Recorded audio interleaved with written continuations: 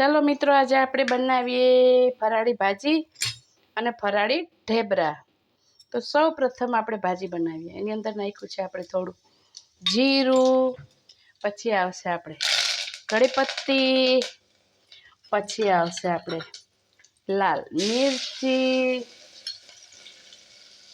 બરાબર, લીલી મિર્ચી, લાલ નહીં લીલી, પછી આવશે આપણે અડધી ચમચી મરી પાવડર, બરાબર મિત્ર, પછી આવશે સૂકી દ્રાક્ષ, પછી આવશે હલ્દી 2 ચપટી, પછી આવશે લીંબુ પાણી, અડધું લીંબુ, મોટું હોય તો નાનું હોય તો એક ચમચી મોરસ, પછી આવે સ્વાદ અનુસાર સિંધવ મીઠું। પછી મિત્રો આપણે આને હલાવવાનું છે, બરાબર। હલાવી અને આપણે એની થોડી વાર પકાવવા દેવાનો મસાલો। થોડો ગેસ ધીમો રાખવાનો છે, હાથ ગેસ નહીં રાખવાનો આપણે। જો આ રીતે પકાવવા દેવાનું છે। આ રીતે બધું મસ્ત દ્રાક્ષ ને બધું પાકી જશે તો એની માટે આપણે શું કરવાનું છે, થોડું ગરમ પાણી નાખવાનું, મોરું પાણી નહીં નાખવાનું। ઠંડુ પાણી નાખશો ને તો તમારે સ્વાદ એકદમ ભાજીનો ફિક્કો આવશે। આને આપણે 2 મિનિટ ખાલી ઢાંકવાનું છે, ઓનલી 2 મિનિટ। મિત્રો આપણે હવે 1 મિનિટ થઈ ગઈ છે। જો આપણો મસાલો મસ્ત પાકી ગયો ને, હવે આપણે નાખીશું આની અંદર બટેકા કટ કરેલા।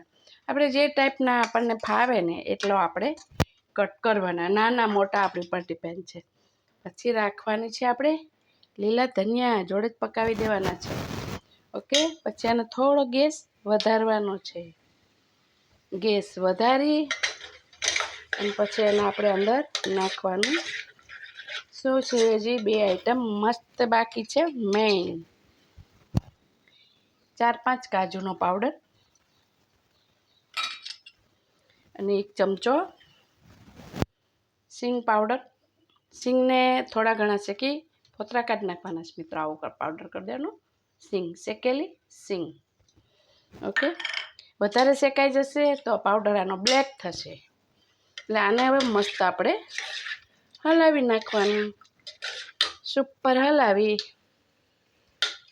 અને પછી આપણે પાછું 2 મિનિટ એને પાછું ઢાંકી રાખવાનું છે ધીમા ગેસે, ઓકે મિત્ર।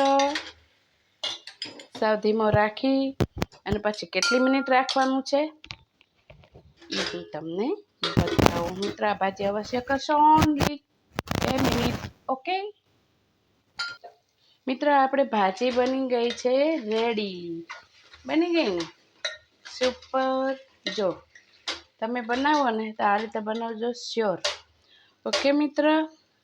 હવે બંધ કરી દેવાની આપણે અને પછી ઢાંકી દઈને ખાવી હોય ત્યારે આપણે સર્વ કરીશું ઢેબરા સાથે। બની ગઈ ભાજી મિત્ર। આપણે હવે બનાવીશું ફરાળી ઢેબરા। ભાજી આપણે બનાવી ને એની સાથે શું ખાશું, એમને તો ખવાય નહીં ભાજી, તો આપણે ચાલો ફરાળી ઢેબરા બનાવીએ। તો કેવી રીતે બનાવવાના મિત્રો, જુઓ તમે। આ રીતે બટાકા મેં 3 નંગ લીધા છે, ઓકે। 3 નંગ બટાકા લઈ અને મસ્ત રીતે આને આવી રીતે પીસી નાખવાના। વધારે બફવાના એટલે તમારે ખમણવાની જરૂર ના પડે, નહીં તો તમારે ખમણવા પડે, ખમણો ને તો એ વધારે અંદર થોડુંક રહી જાય, આમ થોડુંક કડક જેવું, એટલે બને તો વધારે બાફી કાઢજો, એટલે તમને મસળવામાં મજા આવે, જો સરસ ઇઝીલી થઈ જાય, સમજાય। આ જો કેટલું સુપર થઈ ગયું। હવે તમારે આમાં બટેકું બિલકુલ આવશે નહીં।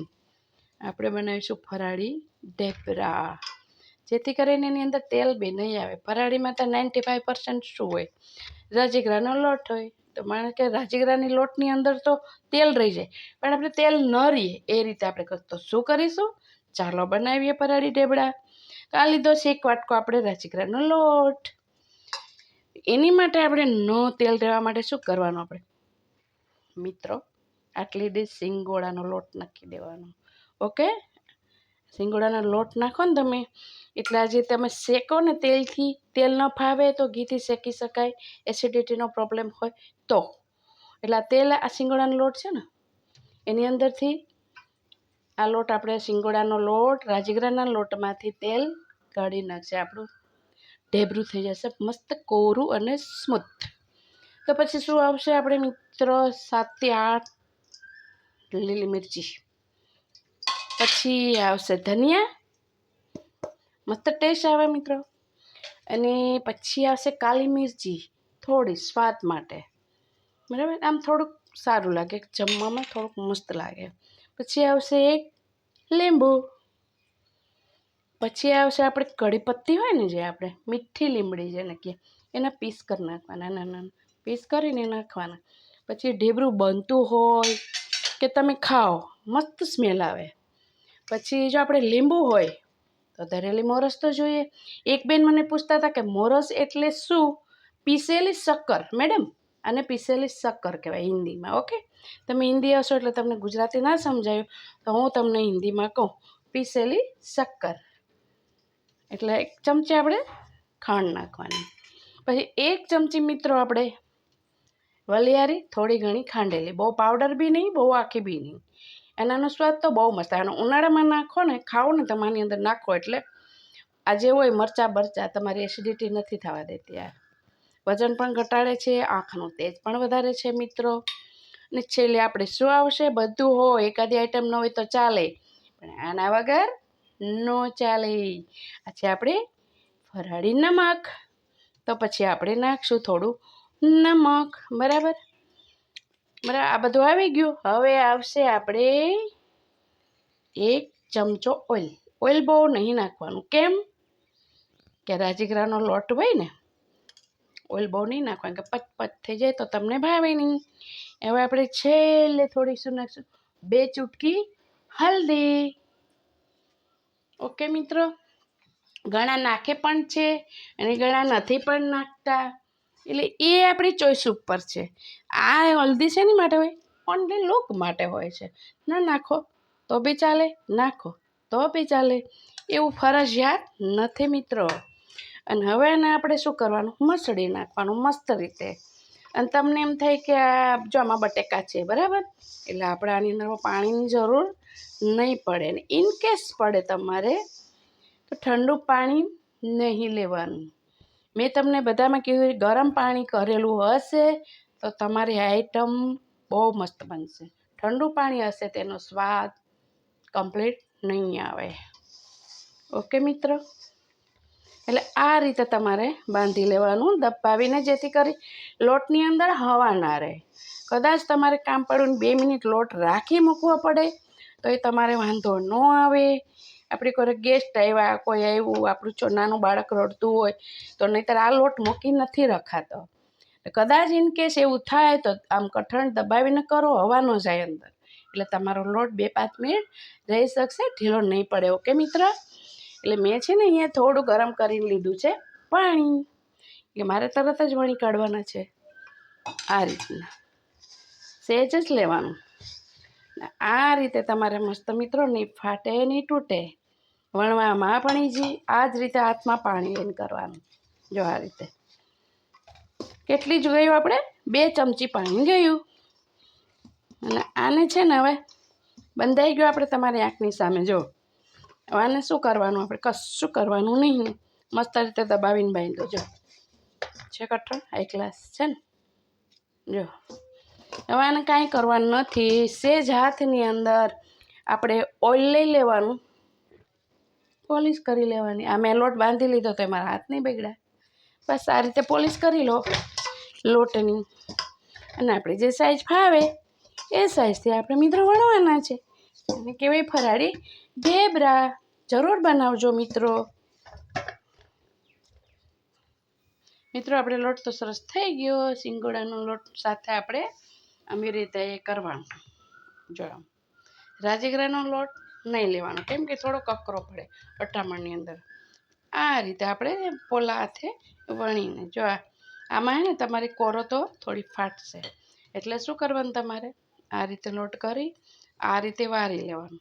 વારી અને પછી તમારે પોલા હાથે વણી કાઢવાનું, કેમ કે રાજગરો છે ને એટલે થોડીક તમારે કોર ફાટે, કાંઈ વાંધો નહીં જરીકમાં તો, પણ બને બહુ મસ્ત ટેસ્ટી. એટલે તમે બનાવજો મિત્રો. અને એની થિકનેસ કેટલી રાખવી એ હું તમને બતાવું. કેરીનો રસ છે, બટેકાની ભાજી છે, એ રીતે આપણે આને ખાવાના છે. જો આ રીતે વણીને. અને મેં લીધું છે શેકવામાં ઘી, એટલે મિત્રો ઘી સાથે બનાવાય, તેલમાં પણ બનાવાય, એ આપણી ચોઈસ. મેં લીધું છે ઘી, એટલે આમાં જે આપણને ફાવે એવું કાંઈ નથી. અમારે થોડું ઘીનું વધારે પસંદ આવે છે આઈટમ, એટલે અમે ઘી વધારે વાપરીએ છીએ. આ રીતે મીડિયમ ગેસે કરી લેવાના, સુપર બનશે. ને બનાવવાના છે કેવા આપણે થોડા આછો ગુલાબી. નોનસ્ટિક લોઢી લેજો, લોખંડની લેશો ને મિત્ર તો બળી જશે. જો આવા ગુલાબી બનાવવાના, મસ્ત બનશે. એવું નથી કે ઘી જ જોઈએ, હો તેલમાં પણ ચાલે, કેમ કે મેં મોવણ તો તેલનું જ લીધું છે, તમે જોયું ને. બસ એ રીતે આપણે આવી રીતે તૈયાર કરવાના ફરાળી ઢેબરા. આમાં તરીને તમે જે બનાવો ને તો એટલું ઓઇલ આપણા પેટમાં જાય. રાજગરો હોય ને એની પૂરી બનાવીએ તો એ એકદમ તેલવાળી થાય, પણ મેં કીધું એ તેલવાળી ન બનાવવાની હોય, આપણે આવી કોરી પણ બની શકે. જો આમાં ક્યાંય દેખાય તેલ તમને?